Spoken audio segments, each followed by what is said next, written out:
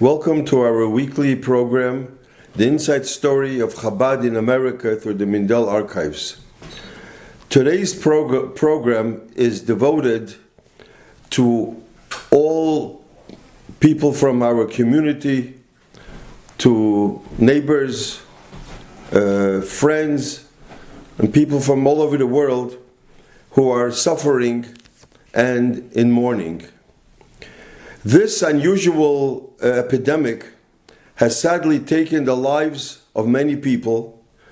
Many people are mourning, so we couldn't be Menachem Oval. So this program will be a program of Nichum Avelim. People had asked me this week, since I have letters from the Rebbe, English letters, Igros Kodesh, and there are many letters that are not printed yet about Nichum Avelim from the Rebbe. So people want to hear the holy words from the Rebbe and hope to ease the pain of many. They want to hear what the Rebbe says about the situation, or when the Rebbe went to be Menachem Oval, the early years. In the 40s, the Rebbe even went to be Menachem Oval. Then the Rebbe wrote down letters. So they want to hear. There are letters in the Letter in the Spirit, in the books that we printed, some letters of Nichum Avelim, but many are not there. So what I did was, I collected some letters from different letters of the Nichum Avelim, and that the Rebbe wrote to people that lost their spouse, people that lost their parents, people that lost their children, some by a tragic accident, some natural. So there are certain different letters, and I gathered together some of the paragraphs that the Rebbe I took out and that the Rebbe had said. These are all from the Rebbe. The Rebbe wrote, the Rebbe signed, the Rebbe was Magia, all these letters. And I hope that this will ease the people that are mourning. But before that, I want to say something. Shlomo HaMelech, who was the smartest person that ever lived, always wore a ring. And on the ring it says, Gimel Zayin Yud, meaning Gam Zu Yavor. This will also pass. Everything in this world passes. Seasons, summer, then winter, then fall, spring, it passes. People are born and people go. It passes. The bodies. Events passes. Fame. People today, they're famous. They take over a city, and tomorrow things change. Or the opposite. Health. Today a person is sick, and tomorrow he becomes healthy. Or the opposite. Business. Today you have money. Tomorrow you don't have money. Everything changes. Except the Neshama, the Eibishter, God, and Torah. This always stays. And this I want to make a Hagdome to the Rebbe's letters that I'm going to read inside what the Rebbe wrote. So every word is holy. It's the Rebbe's words. These letters to people that Nichum Avelim. Blessing and greeting. I am in receipt of your letter in which you write about the tragedy in the family. Needless to say, I have heard and been informed about it. It is, of course, difficult to alleviate the shock of such a tragedy by mere words. However, I wish to emphasize one basic point which must always be remembered, namely, that God is the creator and master of the world at large, and of each and every individual in particular. Although God's way are inscrutable, we must nevertheless firmly believe that there is a purpose in everything, and also some hidden good, however difficult it is to see or understood. In other words, the Rabbi is saying here two things. Number one, everybody should have emunas Hashem, they should have faith, and also that everything, excuse me, there's a purpose, and in everything there is hidden good. Now, what happens to the body? The connection between the body and the soul. A further basic and most important point to remember is that the soul is eternal, and that it has an existence independent of the body, which it inhabits only for a brief period of its sojourn on this earth. It is therefore not only a matter of religious faith, but also of common sense, that the life of the soul cannot be affected by any physical interference, nor can it be interpreted by a bullet and the like. An act of physical violence can only affect the soul's connection with the body, but not the soul itself. Another point that Rabbi says here, it is also clear that the attachment and love of parents for their children are not based on the physical aspects of the body, but rather on the spiritual aspects of personality, character, qualities, and so on. In other words, all the things which are lasting and are not terminated by the soul's departure from the body, from the body. Meaning that the Rebbe says that the attachment of a parent to a child or a child to a parent is not the body, it's the character. I have also had the occasion to mention that even during the soul's sojourn in this life, when clothed in a physical body, the real bond between people and members of the family is not the physical one, but a spiritual one. For what makes the real person is not his flesh and bones, but his character and spiritual qualities. There is this difference, however, that the soul of a Jew always wants to do good. And so long as it is connected with the body in this life, it can do good for itself.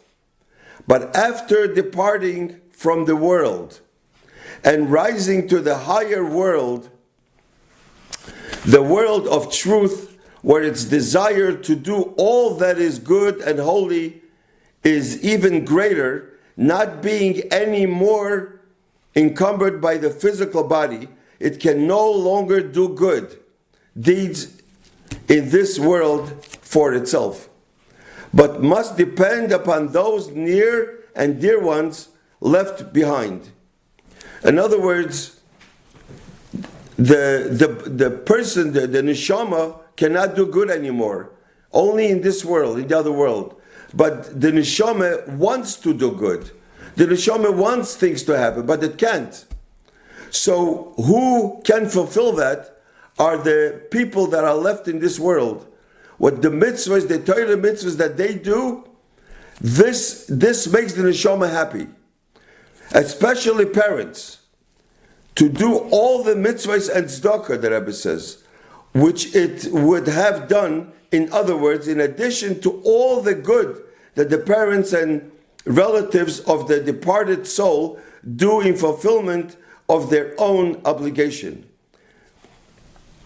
They now have the obligation and schus to do a little more on account and in behalf and for the schus of the dear departed soul.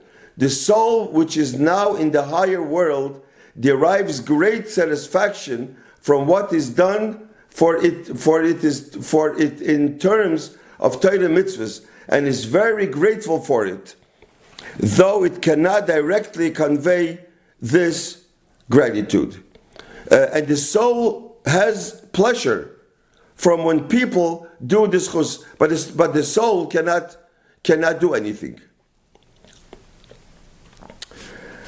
What I want to bring out is that just as during your daughter's, I guess his daughter passed away, lifespan on this earth, you tried your utmost to benefit her, and you did so willingly and with an inspiration, seeing how it also benefited her, you can now also continue to benefit her no less than before. For every good deed which you will do, particularly every good deed which you will do for the benefit of her soul, will indeed benefit her and will also be a source of true gratification to her soul. So whatever a person does in this world, this helps the soul. And the soul is happy. When a person does what the soul wants to do, what the person wanted to do in this world he could do, but in the other world he can't. So there's always a connection between the person here and the person that passed away. Now the Rabbi is speaking to a parent. Since, as you write, you feel so attached to your mother, surely you want to give her pleasure and not agmas nefesh. And true pleasure, it certainly is no pleasure for your mother to see you withdraw from the world and be so dejected.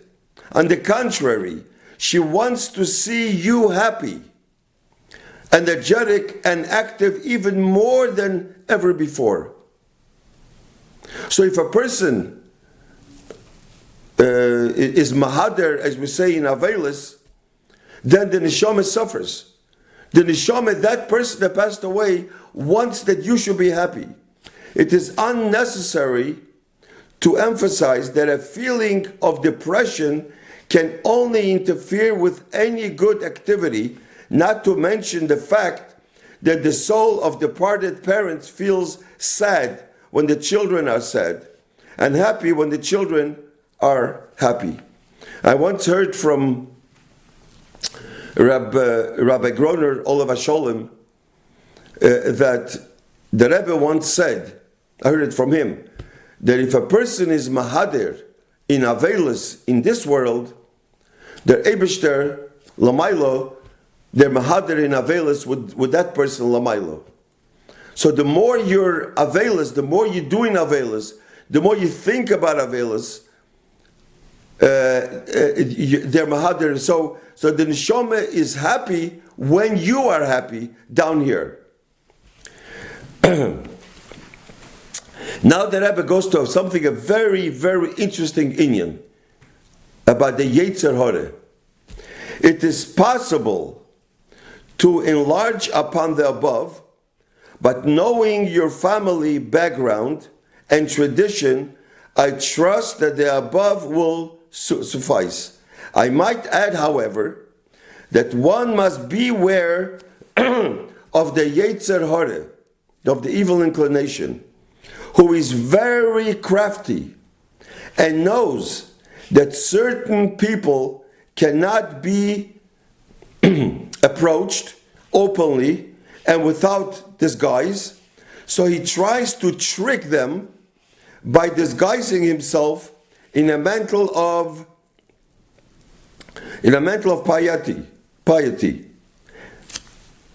and emotionalism, saying, you know, God has prescribed a period of mourning which shows that it is the right thing to do. Otherwise, God wouldn't do it. God had a period of mourning. So why not do more than that and extend the period of mourning? Do more mourning. This all comes from the Yetzer Hara. The Yetzer Hara will even encourage a person to give tzedakah, a lot of tzedakah, in memory of the soul, learn Torah, a lot of Torah, and do mitzvahs, a lot of mitzvahs, in memory of the soul, except that in each case it be associated with sadness and pain. In this way, he may have a chance to succeed in distracting the person from the fact that the Torah requires the Jew to serve God with joy. So he wants to take you away for the simcha. And this is a lesson for people that are mourning, that we have to be besimcha. There's a certain period of mourning, but that's it. The main thing is be besimcha, so the person that is in the other world, a husband, a wife, a child, a parent, they're happy when we are happy here. I once said, and I can say it over again, I heard once from my father, that my father said that once it was a gadol, I think it was Rabbi Mishlaner, I think, that he forgot to say Kaddish for his mother or his father. And so his mother came to him in a dream, and his mother said to him, "My son, I know you forgot to say Kaddish, I'll forgive you. But I will not forgive you that you didn't give schnapps and cake." Because when people have a yortzeit, the neshama wants us to be happy. The neshama wants us to say l'chaim. So when people get together, when you give schnapps and cake, and when you sit and you farbring, and you say brachas to each other, and you sing some nigunim, that's the happiest thing for the neshama. The neshama is very happy, and that's even more important than saying Kaddish. May God grant that inasmuch as we are approaching Chag HaPesach, this was before Pesach, this letter, the festival of our freedom, including also freedom from everything that distracts a Jew from serving God wholeheartedly and with joy, and the Rebbe underlined the word joy, that this should be so also with you in the midst of all our people, and that you be a source of inspiration and strength to your husband, children, and grandchildren, and all around you. Since now we're in the month of Iyar, and the Rebbe always spoke, Iyar is Rosh Tevis, Ani Hashem Reifecha, this is the month of refuah. So the Rebbe is helping that everybody who's in the hospital and all Yidden that are home that need a refuah shlema should have a refuah shlema because of mamish, and they should be tchias hamesim. We should hear napsuris tevis, gesundheit and freiligkeit, and alts should be besimcha uvetuv levav. We see from here that simcha is pirates gather. In Mitzvah Hashem, next week we will continue our Thursday night program. Thank you.